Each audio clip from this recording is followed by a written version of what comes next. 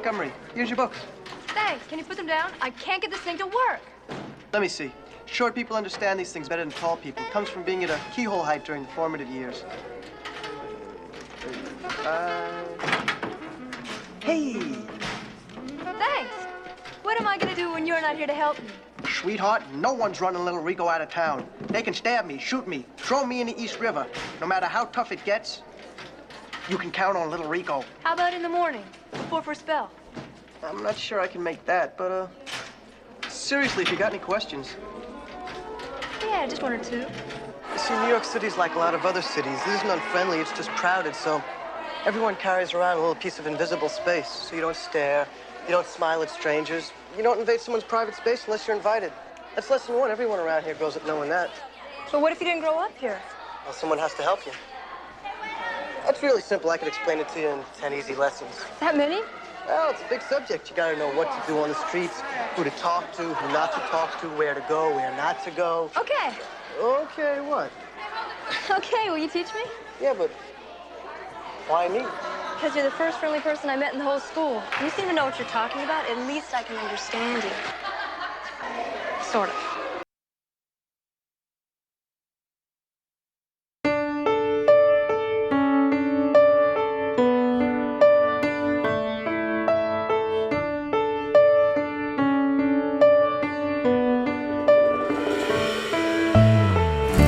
Satellite, home above where eagles dare to fly.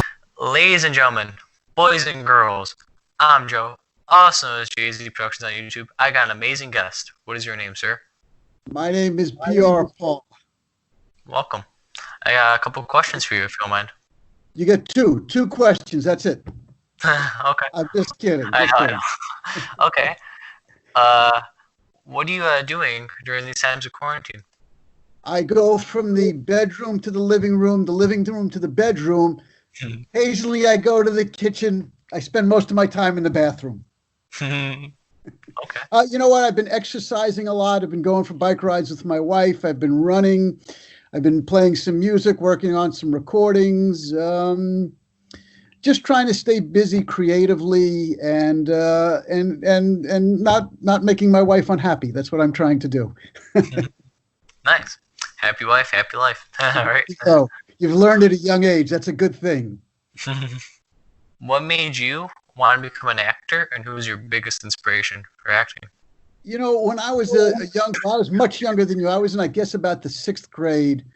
And where we lived in a place called Fire Island during the summers. My parents had a clothing store out there. And somebody we knew out there, their son did commercials, and they said, "Your son," I used to be cute back then, not what I look like now. And they said, "Your son should do commercials. He's a cute kid." So we kind of got an agent and started doing commercials, and I don't know that I was inspired so much as it was just something that happened naturally for me. And I went from doing commercials to doing TV shows, and I moved out to Los Angeles, and my career just sort of went forward. Nice. That's cool. Awesome. Yeah. I think you played Montgomery well. I just want to let you know. That's very nice. I appreciate that. Thank you. Okay. What is your favorite acting role that you've done, like in general? For your career? So, you know, I have a friend named Bobby Moresco who co-wrote Crash and won an Academy Award for that. And we did a TV show called Falcone, and I worked with a bunch of friends of mine. Were on the show. Robert John Burke. We played partners, and that was probably one of my favorite roles because it wasn't a big role, but it was I got to work enough each week that made me happy. And it was almost like a family. Although I have to tell you, doing Fame also was pretty damn fun. But that was intimidating because of all of the talent on the show. Really? Wow. I think you did really good, though. Like I said. Thank you. Thank you. Okay. If you could pick any movie, TV show, play, etc., what role would you have loved to portray? Obviously, you didn't, but you wish you did. Wow, that's a great question. I never even thought about that. Let me think about it. Superman, because I mean, I have the physique. I wouldn't have to work out, and I'm just a natural Superman. People look at me when I walk down the street and they ask me, "Where is your cape?" I would love to do any. I would say. Now I can't think of the actor's name. I don't know. I can't answer that question right now. But I was, I can't answer that question, because I can't think of the actor's name Spencer Tracy. I would love to do any role that Spencer Tracy did. Not that I could do it better, just because he was so great. I think everything he did was fantastic. So if I had to be in one movie, I would love to be in a Spencer Tracy movie. Nice. Which wasn't the question. It wasn't the question you asked, but it was the answer I gave you. That's fine. I could see it as Clark Kent though, Superman. I could see it actually. I'm more like Jimmy Olsen, unfortunately. Okay. Over the years of your career, do you still keep in touch with your co-stars, directors, etc.? I try not to, but Carlo Imperato calls me up every single day. I changed my number 3 times. Wow. I've moved twice. I can't take it anymore. I'm telling you right now. I do. I stay in touch with a lot of friends. Most of the people from Fame, we're all in touch with each other because we do concerts together. And we all try and work on different projects. Val Landsberg is a very close friend of mine. And everybody that I've worked with, I'm still fairly friendly with, except for a few people I owe them a couple of dollars. I try not to call them. Who is the coolest person you've worked with? The coolest person? I'm going to tell you 2 stories. Okay. One is, on Fame, I would say the coolest person that we worked with was Art Carney. Okay. He was in one of the episodes, and you might be too young, but he's in a show called The Honeymooners, which is quite possibly one of the best sitcoms of all time. And when I saw him on the set, I couldn't even talk to him because I had spent my entire life watching him. So if you think people that work on a TV show are not starstruck, trust me, they are. I was just like, oh my God, that's Art Carney. I am not worthy. I am not worthy. 8-year-old reference. Exactly. And then Gwen Verdon, who was worked with Bob Fosse a lot, played my mother. That was fantastic. But I'm going to tell you another story, which is a favorite story of mine. People say, who's the most famous person that you saw? And I was in the LAX airport. Do you know who Jacques Cousteau is? That sounds so familiar. So Jacques Cousteau, back when I was probably your age, had this underwater sea exploration TV series, the Under Something Sea of Jacques Cousteau, and he took you to the bottom of the ocean where nobody had gone before, and he was French and he had a little beanie cap on, and he was out in the boat. It was almost like extreme fishing back then, and I saw him at the LAX airport, and I just went, oh my God, that's Jacques Cousteau. And I've seen a lot of people in my life, but this guy had been underwater at that point where nobody had ever been. And I thought that was the most amazing person I ever saw. Awesome. So I'm here to answer questions you're not even asking me. That's fine. Okay. What director taught you the most, and which director would you love to work with? So I mentioned Bobby Moresco, who is a director and a very good friend of mine. And he is the best director that I have ever worked for, because when you're doing a scene and you don't feel that something's quite right, he comes up, he whispers something a little in your ear, and you go, I didn't think of that. And he gives you that little tidbit that changes your performance. And it's what we actors call gold, because they take you to a place you haven't been yet. And he is somebody that I look forward to working with again, and he's brilliant. Is there any other director you like to work with? Is there any other director that I'd like to work with? Well, I'd like to work with all of them. I'd like to work with, Martin Scorsese and all these guys, but they seem to have lost my number. Okay. If you weren't an actor, what would your career be, and what other interests and hobbies do you have besides acting? So, what would my other career be? Would I like to have played second base for the New York Yankees? Unquestionably. Nice. Okay. If I wasn't an actor, a musician and playing music, I've had a lot of bands and stuff, or not a lot, I've been in some bands, and I really love doing that. I love doing the live Fame shows. because there's something about doing a live performance and interacting with an audience that you don't get anywhere else. You don't get it on a film set. It's pretty incredible. And in my family, I owned a clothing store for a while because that was my family business. That's cool. And I enjoyed doing that. I got to be like the master of ceremonies when everybody came in, as opposed to a good salesperson. I was just more of a, hey, how you doing? Come on, buy something. Nice. Okay. Do you have a favorite band and type of music? And then I remember I was reading somewhere you were in the band Raw Meat. I was in the band Raw Meat. Yes, I was. I was a meat. My name was Chuck Roast in the band. Oh, nice. What's up, Chuck Roast? One of the guys was Sirloin. And who else did we have? We had a girl in the band. Her name was Sushi. So what was the question? What was my favorite kind of music? Was that it? I love all kinds of music that inspires me. I'm a rock and roll guy. I grew up on rock and roll. Good music. There you go. I love guitar players, but I love music that inspires me. I love songs that tell me a story. I love to get up, and I still love going to concerts and jumping up and down like a crazy person. I love the energy. And a world without music is a really sad, sad world. You're really right. See, my favorite band is, Queen, like We Are Champions. All right, so I'm going to tell you a story. I was supposed to do another podcast, and this is one of the stories I was going to tell. So I'm going to, since you said that, I'm going to tell you this story. Queen had an album. Their first album, I believe, was just called Queen, and they had a song called Liar on it. And when that came out, I was like, oh, damn, what is this? This is a really cool song.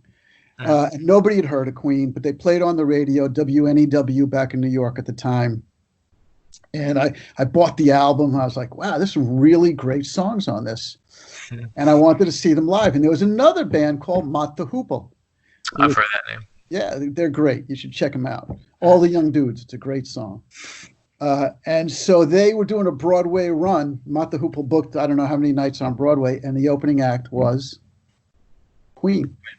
Awesome. So I got to see two of my favorite bands. I got to see Queen open up for Mott the Hoople in their first tour of America.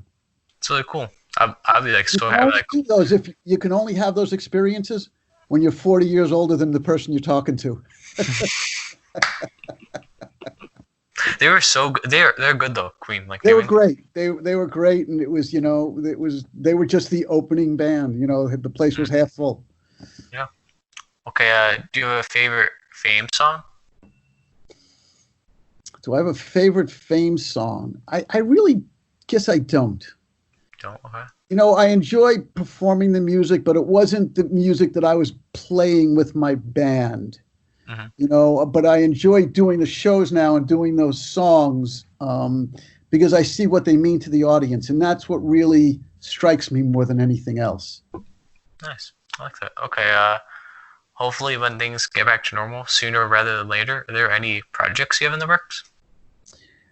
We do have some projects. I really can't talk about one of them, but it is sort of Fame related. We're hoping it comes to fruition, but it's not what anybody thinks it is. Wow. And then I'm working on some new music, and hopefully I'll have a couple of songs out and maybe a couple of videos. We'll see what happens. Cool. It's just it's baby steps, and it's really hard to get things done now because you can't play with people. It all has to be done like this. Yeah. You have an amazing voice, by the way. Well, thank you very much. I appreciate that.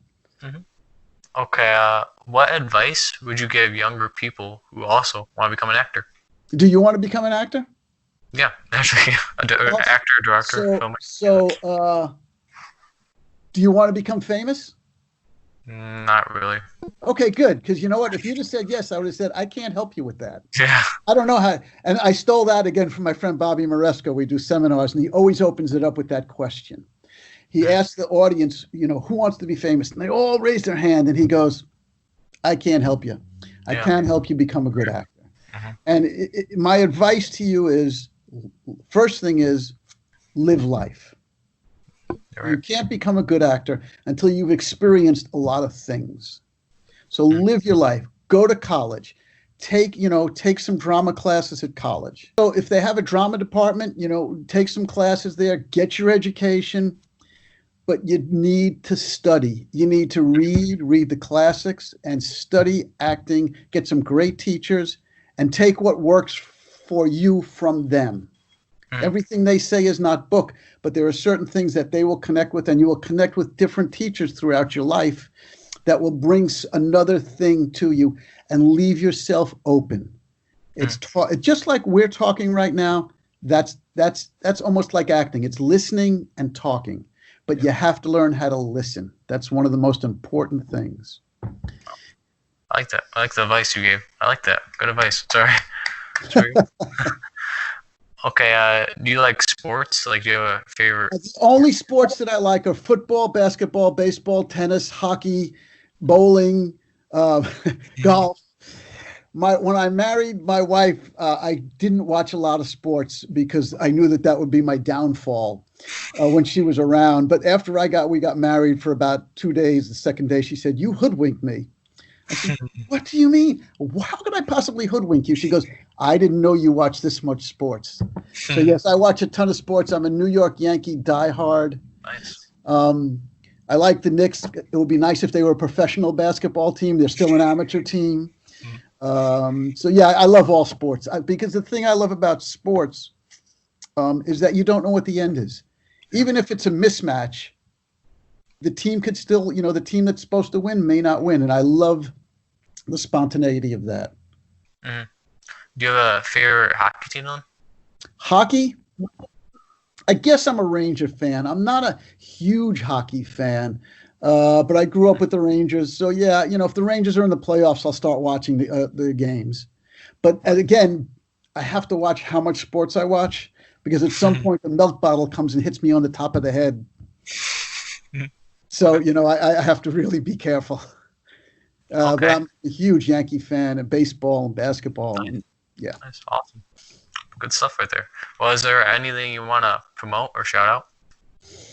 Well, we got the song Satellite with the Friends of Fame. We had a living room concert, which we did from, just go to the Friends of Fame website, YouTube page. Friends of Fame, okay. The Friends of Fame. And all of our living room concert that we did is on there, and everybody's on that. I just want everybody to be safe. This is really the most important thing that everybody has to know. Wear a mask. Wear a mask. Please, please wear a mask. That's the most important thing. We want to get through this. I was hiking this morning. Mm-hmm. People weren't wearing a mask, and they're walking by. And I'm thinking to myself, what are they thinking? And they're thinking, oh, well, maybe I don't have the coronavirus, or I'm okay. But you know what? If you're not wearing a mask for yourself, do it for the person that's walking down the street so they don't have to wonder. You're right. Please, think about other people other than yourself. Be courteous. Wear a mask. That's what I would like to promote more than anything. Wear a mask. # wear a mask. Wear a mask. Yep, we'll do. Okay. Well, thank you all so much for watching. Thanks again, Mr. Paul, for being a guest. Appreciate it. My pleasure. It's been a pleasure, and you're doing a great job. Thank you. Thank you, everybody. And stay awesome, everybody. Thank you.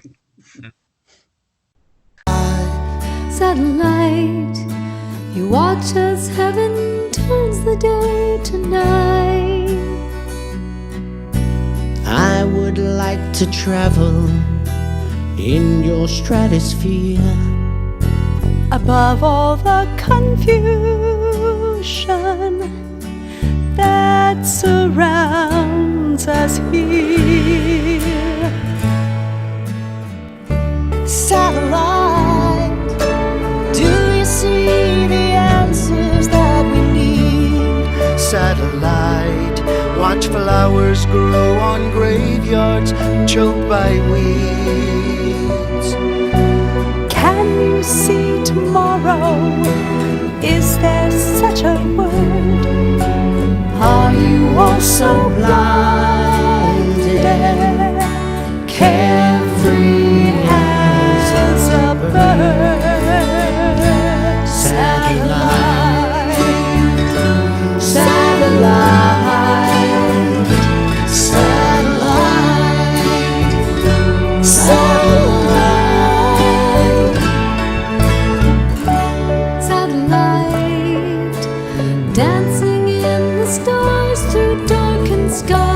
satellite. If we could only see us through your eyes, Would it make a difference? would we realize? What would we discover? Hidden in your cries, satellite, satellite, satellite, satellite.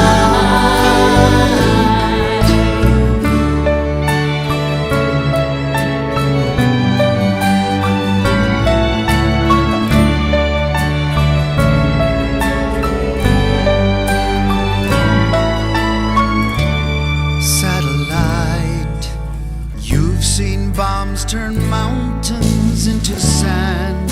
Satellite, How much more destruction can we stand? when there's no one listening, Will you still be around? who will hear the message you are sending down? Satellite, Satellite,